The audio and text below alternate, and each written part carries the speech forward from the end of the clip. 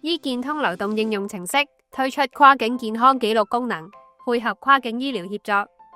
醫健通流動應用程式現已推出跨境健康記錄功能，供全港已經登記醫健通嘅市民使用。市民如果到指定境外醫療機構就醫，可預先透過醫健通流動應用程式申請過去3年喺醫健通嘅健康記錄副本，以供醫護人員取覽。申請方式：登入醫健通流動應用程式，按選跨境健康記錄，而合資格領取長者醫療券人士亦可按選醫療計劃，然後按選長者醫療券計劃下嘅跨境健康記錄，選擇指定醫療機構，然後按下一步。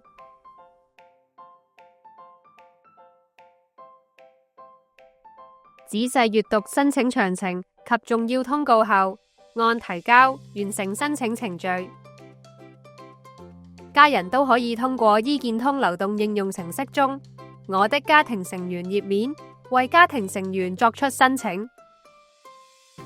溫馨提示：每次申請只會涵蓋過去3年嘅醫療記錄。用以查閱健康記錄嘅申請二維碼同密碼二維碼會喺用戶嘅醫健通流動應用程式內顯示。用戶其後可以喺指定醫療機構就診時，按個人意願向相關醫護人員展示申請二維碼及密碼二維碼，等佢哋瀏覽健康記錄。